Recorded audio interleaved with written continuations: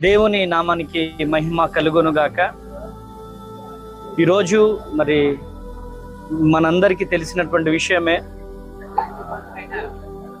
ప్రవీణ్ పగడాల గారు మరి ప్రభునందు నిద్రించడం మనందరికీ తెలిసినటువంటి విషయమే. మతోన్మాదు గుండెల్లో రైళ్లు పరిగెత్తించినటువంటి గొప్ప దైవ సేవకులు. ఏ సేవకులకు ఇబ్బంది వచ్చినా కానీ ముందుగా ఉన్నటువంటి ఒక గొప్ప దైవ సేవకులను చెప్పడానికి ఏమాత్రం సందేహం లేదు.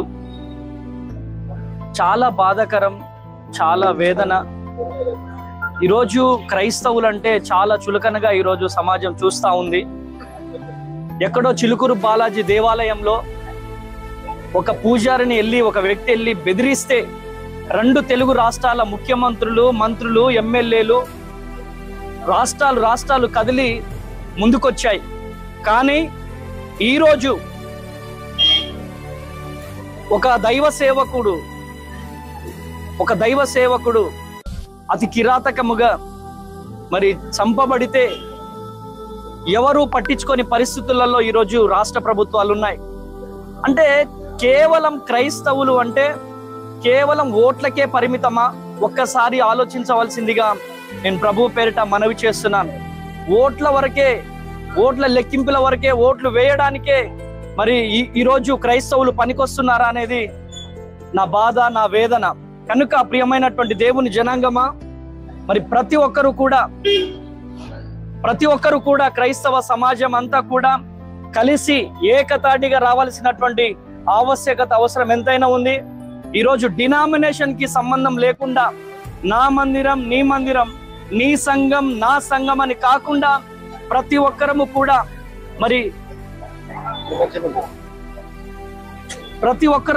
మరి కలిసి మరి ముందుకు నడవాల్సినటువంటి ఆవశ్యకత, అవసరం ఎంతైనా ఉంది. ప్రవీణ్ పగడాల అన్న ఒక వ్యక్తి కాదు, ఒక సంస్థ. ప్రవీణ్ పగడాల అన్న ఎంత గొప్ప విలువలు కలిగినటువంటి వ్యక్తి అంటే, ఆ అన్నకి 2 అమ్మాయిలు ఉంటే ఆ 2 అమ్మాయిలతో పాటు ఒక 10 మంది అనాథ పిల్లలను పోషిస్తున్నటువంటి గ్రేట్ హ్యూమన్ బీయింగ్. ఎంతో గొప్ప మానవతా విలువలు కలిగినటువంటి వ్యక్తి ఈరోజు ప్రవీణ్ పగడాల అన్న. అటువంటి గొప్ప వ్యక్తికి మరి ఈ దాడి జరిగినప్పుడు కనీసానికి ఈరోజు అధికార పార్టీ నుంచి కానీ ఈరోజు ఎవ్వరూ కూడా స్పందించినటువంటి పరిస్థితి. ఈరోజు తెలుగు రాష్ట్రంలో, ఆంధ్రప్రదేశ్లో ఉప ముఖ్యమంత్రిగా పిలువబడుతున్నటువంటి పవన్ కళ్యాణ్ గారు, మరి పిఠాపురం ఎంతో దూరంలో లేదు, రాజమండ్రి. మరి ఈరోజు మీరు ఎందుకు స్పందించట్లేదో నాకు అర్థం కావడం లేదు. అంటే క్రైస్తవులు అంటే అంత చిన్న చూపా మీకు? అంత చులకననా?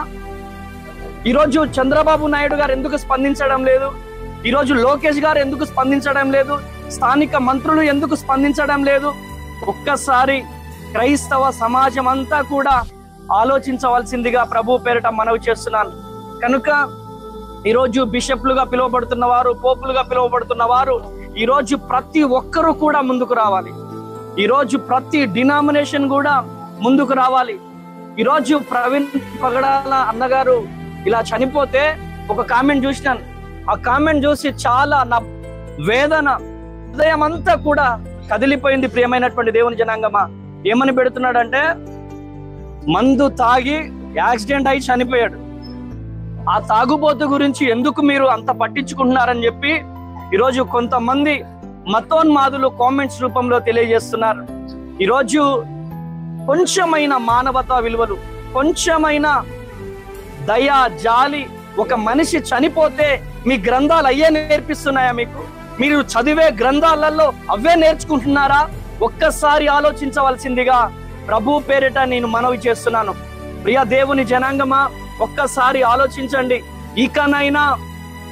ఇకనైనా మనమందరము కూడా ఒక చెయ్యి కలిపి మనమందరం కూడా ఒకటే స్వరమని ఈ తెలుగు 2 రాష్ట్రాల ప్రజలకు, తెలుగు 2 రాష్ట్రాల ముఖ్యమంత్రులకు, అనేక రాజకీయ పార్టీలకు అర్థమయ్యేలాగా మరి మనం చెప్పాల్సినటువంటి ఆవశ్యకత, అవసరం ఎంతైనా ఉందని నేను తెలియజేస్తున్నాను.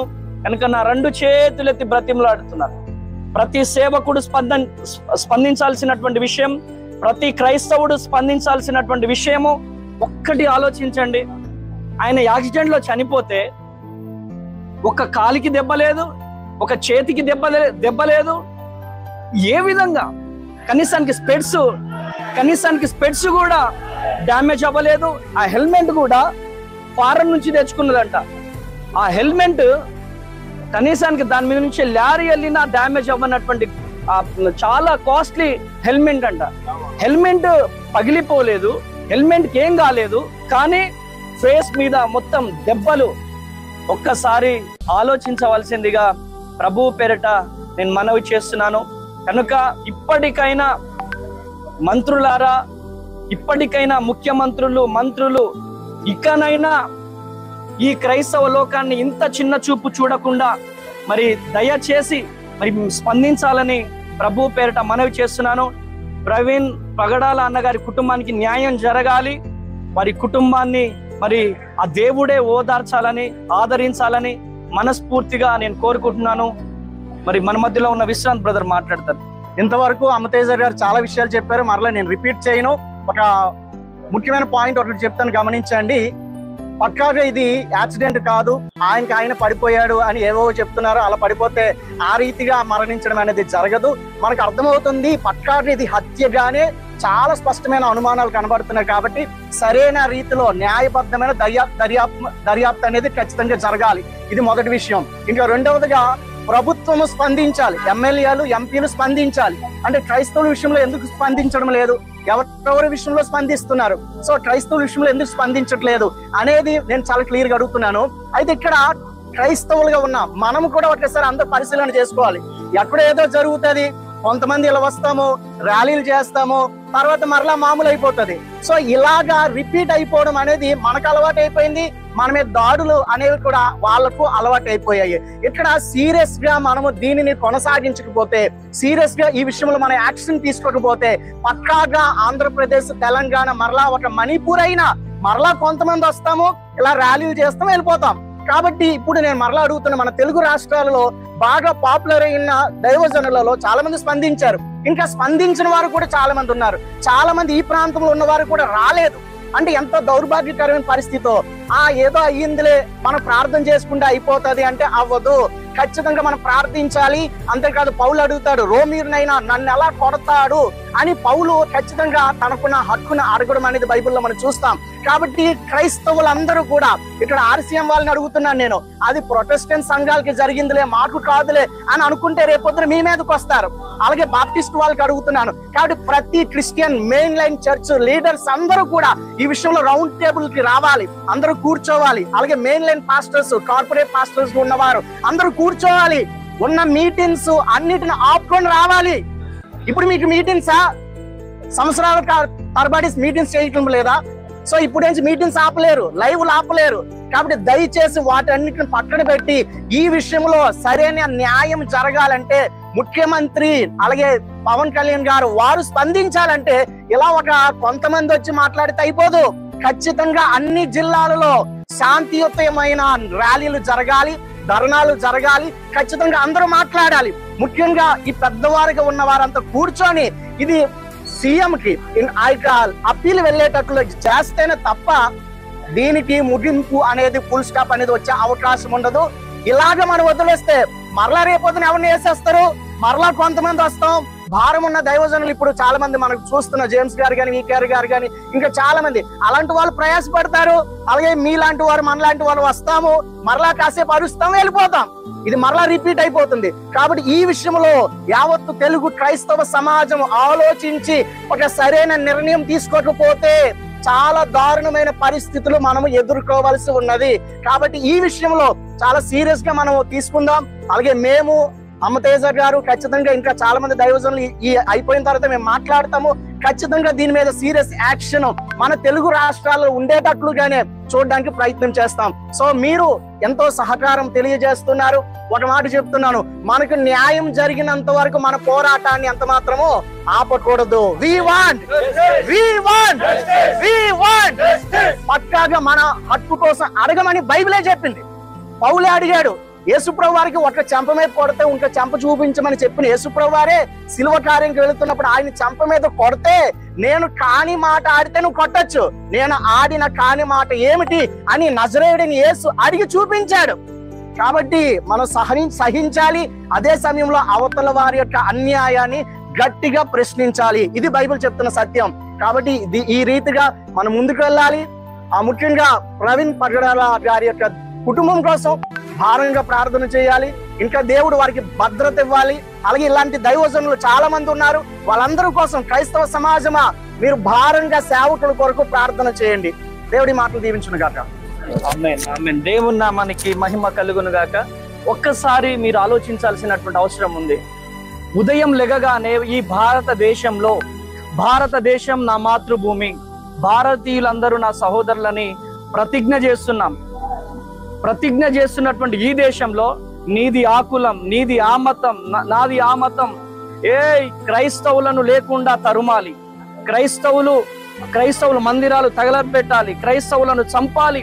ప్రతిరోజు కామెంట్స్, మాటలు. ఏం అన్యాయం జరుగుతుంది క్రైస్తవుల వలన? ఈ రోజు భారతదేశానికి ఏం అన్యాయం జరుగుతుంది? ఎవరిని చంపాలి? ఎందుకు చంపాలి? ఈ రోజు ఒక పాస్టర్ త్రాగుబోతును మారుస్తున్నాడు, ఈ రోజు ఒక పాస్టర్ వ్యభిచారిని మారుస్తున్నాడు, ఈ రోజు ఒక పాస్టర్ గంజాయి అమ్ముతున్నటువంటి వారిని కాపాడుతున్నారు, ఈ రోజు ఒక పాస్టర్ అనేక జీవితాలను, అనేక కుటుంబాలను ఈరోజు కడుతున్నారు. ఈరోజు వారు పడే ప్రయాస, వారు పడే బాధ అంత ఇంత కాదు. ఈరోజు సేవకులు చేయబట్టి, పాస్టర్స్ చేయబట్టి భారతదేశంలో ఉగ్రవాదం తగ్గుతుంది, భారతదేశంలో స్మగ్లర్లు తగ్గుతున్నారు, భారతదేశంలో దొంగలు తగ్గుతున్నారు, భారతదేశంలో గంజాయి అమ్మే వాళ్ళు తగ్గుతున్నారు, భారతదేశంలో త్రాగుబోతులు మారుతున్నారు. అటువంటి వారిని చంపి ఏం చేస్తారు? అటువంటి వారిని దుర్భాషలాడుతా ఉన్నారు. ఈ లోకంలో ఉండకుండా చేయాల్సింది ఏంటి? పాస్టర్లనా? క్రైస్తవత్వన్నా? ఈ రోజు ఉండకుండా చేయాల్సింది ఏంటిదో తెలుసా? బార్ షాపులు లేకుండా చేయండి, ఈ రోజు డ్రగ్స్ లేకుండా చేయండి, గంజాయి లేకుండా చేయండి. ఈ రోజు 7 సంవత్సరాల అమ్మాయిపై 55 సంవత్సరాల అతను రేప్ అటెంప్ట్ చేశాడు. ఆయనను ఏం చేస్తున్నారయ్యా? జైల్లో పెట్టి మేపుతున్నారు. ఆలోచించాల్సినటువంటి అవసరం ఉంది. చాలా వేదనతో మాట్లాడుతున్నాం. అంటే ఈ రోజు ప్రభుత్వాలు ఎందుకు క్రైస్తవులు ఇంత మొత్తుకుంటున్నా స్పందించడం లేదంటే దానికి కారణం ఏంటి తెలుసా మీకు? సేవ అంటే క్రైస్తవులు అద్దాలు పలగొట్టలేరు, అంటే క్రైస్తవులు బస్సులు తగలబెట్టలేరు, క్రైస్తవులు కార్లు తగలబెట్టలేరు అని. ఎస్ అండి, మేము తగలబెట్టాం. దేవుడు మాకు నేర్పించినటువంటి ప్రేమ, అనురాగం, ఆప్యాయత ఈ రోజు కూడా ఇంత జరిగినా గాని ఒక్క క్రైస్తవుడు కూడా హద్దు మీరలేదంటే మా దేవుడు మాకు నేర్పించినటువంటి ప్రేమ. ఈ రోజు క్రైస్తవులందరము కూడా ప్రభుత్వాలను ప్రేమతో అడుగుతున్నాం, మాకు న్యాయం జరిగించండి, మాకు న్యాయం చేయండి. ఈ రోజు చంపుతామని చెప్పి డైరెక్ట్ గా మాట్లాడుతున్నారు, వీడియోలు పెడుతున్నారు. వాళ్ళని చంపుతామని చెప్పి మాట్లాడుతున్నారు. వాళ్ళని పట్టించుకోండి, వాళ్ళ మీద యాక్షన్స్ తీసుకోండి. లేదు భారతదేశంలో ఓన్లీ వాళ్ళే బ్రతకాలి, వీళ్ళ బ్రతకకూడదని చెప్పి మాట్లాడితే ఇది ప్రజాస్వామ్య దేశమా లేదా ఏం దేశం? ఏ దేశంలో లేని విధముగా ప్రపంచంలో ఉన్న ప్రతి దేశాలలో ఏ దేశంలో లేని విధంగా ప్రతిరోజు ప్రతిజ్ఞ చేస్తాం. భారతదేశం నా మాతృభూమి, భారతీయులందరూ నా సహోదరులు. మన దేశంలోనే ప్రతిజ్ఞ చేస్తాం. కానీ మన దేశంలో ప్రతిజ్ఞ చేస్తున్నటువంటి మనము వేరే దేశంలో ప్రతిజ్ఞ లేదు, ఏమీ లేదు. మరి ఆ దేశాలలో కుల హత్యలు లేవు, మత హత్యలు లేవు, ఏమీ లేవు. వాళ్ళు ప్రతిజ్ఞ చేయరు కూడా. మనం ప్రతిజ్ఞ చేస్తూ మన దేశంలో, మన రాష్ట్రాలలో కుల హత్యలు, మత హత్యలు. నువ్వు ఆ కులపోడు మా ఊర్లో రావడానికి వీల్లేదు, నువ్వు మందిరం కట్టడానికి వీల్లేదు, నిన్ను తరుముతాంరా, నిన్ను కొడుతాంరా. ఈరోజు పబ్లిక్ గా పాస్టర్లను కొడుతున్నారు, పబ్లిక్ గా పాస్టర్లు గల్ల పట్టుకుంటున్నారు, పబ్లిక్ గా పాస్టర్ల తలకాయలు పలగొడుతున్నారు. వీళ్ళందరూ అనుకుంటున్నారు ఈరోజు ప్రవీణ్ పగడాలయ్య గారిని చంపేస్తే క్రైస్తవత్వం ఆగిపోతుంది అనుకుంటున్నారా? చెప్తున్నాను, వేల మంది ప్రవీణ్ పగడాలలు లెగబోతున్నారు. హల్లెలూయా! వేల మంది ప్రవీణ్ పగడాలలు లెగబోతున్నారు. ఒక్క యేసయ్యను చంపేస్తే చాలు అనుకున్నారు, ఒక్క యేసు ప్రభువుని చంపితే చాలు అనుకున్నారు. కానీ ఈరోజు ప్రపంచ వ్యాప్తంగా ఈరోజు దేవుణ్ణి తెలుసుకున్నారు. అగ్ని మండుతుంది. ఈ ఉజ్జీవాన్ని ఎవరు ఆపలేరు. ఈ మంటను ఎవరు ఆపలేరు. ఈరోజు చావడానికి సిద్ధమయ్యే వచ్చాం ఈ పరిచర్యకి. సేవ అంటేనే చావు. ఈరోజు అన్నిటికీ తెగించే ఈరోజు పరిచర్యకు వచ్చాం. ఎన్ని కష్టాలైనా, ఎన్ని నష్టాలైనా, ఎన్ని వేదనలైనా, ఎంత దుఃఖం వచ్చినా దేవుని కోసమే బ్రతుకుతాం, దేవుని కోసమే చస్తాం. కనుక ప్రియ దేవుని జనాంగమా, ఎవరు భయపడాల్సిన పని లేదు. దయచేసి చిన్న రిక్వెస్ట్ సేవకులందరికీ ఈరోజు నా తరపున చిన్న రిక్వెస్ట్ ఏంటంటే, ఎవ్వరు కూడా ఒంటరిగా ఎక్కడికి వెళ్ళొద్దు. మీతో పాటు విశ్వాసులను తీసుకెళ్ళండి. చాలా బాధ అనిపించిందండి ఆ విజువల్స్ చూసినప్పుడు. ప్రవీణ్ పగడాలన్నను చూసినప్పుడు చాలా బాధ అనిపించింది, చాలా వేదన అనిపించిందండి. ఒంటరిగా వెళ్ళాడు, ఒక అనాథ శవంగా అక్కడ పడున్నాడు. కనుక ప్రతి సేవకుడు కూడా మేల్కోవాలి. ప్రతి సేవకుడు కూడా, చిన్న సేవకుడి దగ్గర నుంచి పెద్ద సేవకుడి దగ్గర నుంచి ప్రతి ఒక్కరూ కూడా మేల్కోవాలి. ఈరోజు క్రైస్తవులకు వ్యతిరేకంగా ఒక ఉగ్రవాదం లేస్తుంది. ఉగ్రవాదాన్ని తయారు చేస్తున్నారు. ఆ ఉగ్రవాదానికి బలి అవ్వకుండా ఉండాలి అంటే దేవుని వాక్యం సెలవిస్తుంది, జ్ఞానము కలిగి ముందుకు నడవాలి. కనుక ప్రతి ఒక్కరము కూడా ఒంటరిగా ఎక్కడికి వెళ్ళడానికి వీల్లేదు. మన సంఘాలతో, మన పరిచారకులతో వెళ్దాం, దేవుని రాజ్యాన్ని కడదాం.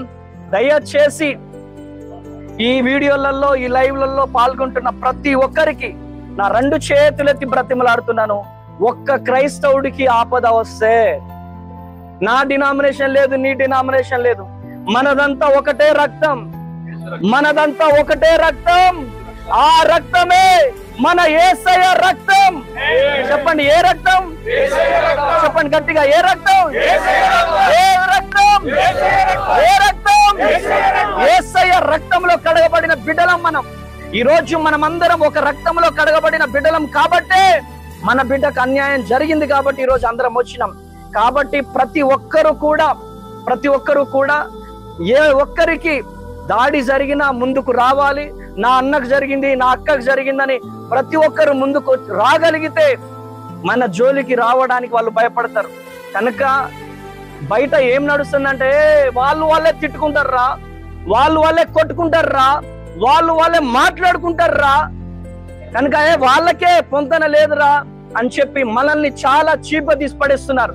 కనుక మనమందరం కూడా ఒక్కటవ్వాలి. మనందరం కూడా చెయ్యి కలిపి దేవుని రాజ్యం కట్టవలసిందిగా ప్రభు పేరిట మనవి చేస్తున్నాను. మేము ఇక్కడికి వచ్చాము, చాలా మంది సేవకులు వచ్చారు. ఈ రోజు ఇక్కడికి వచ్చిన ప్రతి సేవకునికి, ప్రతి విశ్వాసికి మీరు చూడొచ్చు, కొన్ని వేల మంది ప్రజలు ఇక్కడికి వచ్చారు. డబ్బులు ఇస్తే రాలేదు, స్వచ్ఛందంగా కొన్ని వేల మంది ప్రజలు ఇక్కడికి వచ్చారు. వచ్చిన ప్రతి బిడ్డని నా దేవుడు దీవించును గాక, వచ్చిన ప్రతి బిడ్డని నా దేవుడు ఆశీర్వదించును గాక, వచ్చిన ప్రతి సేవకుని పరిచర్య దీవించబడును గాక.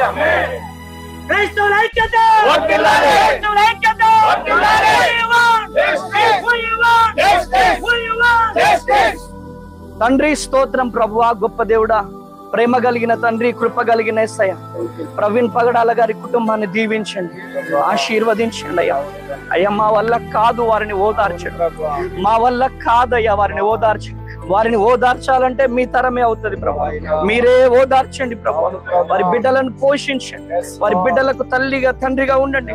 వారి భార్యను ఓదార్చండి, వారి కుటుంబాన్ని వదిలించండి, తను ఓదార్చండి ప్రభు. కృప చూపేయండి అయ్యా, కనికరించండి అయ్యా, కృపతో నింపండి అయ్యా తండ్రి, నీ మహిమతో నింపండి. ఆ బిడ్డకు న్యాయం జరగాలి ప్రభు. తల్లి మేము నమ్ముతున్నాం ప్రభు, ఆ బిడ్డ నీ కుడి పార్శ్వ ఉన్నాడని తండ్రి, ఏస్తున్నారని కుడి పార్శ్వ బిడ్డ ఉండును గాక. నీ కొరకే హతసాక్షి అయ్యాడు ప్రభు. బిడ్డని బ్లెస్ చేస్తున్నాం, యేసు నామంలో ప్రార్థిస్తున్నాను తండ్రి. ఆమేన్, ఆమేన్, ఆమేన్, ఆమేన్.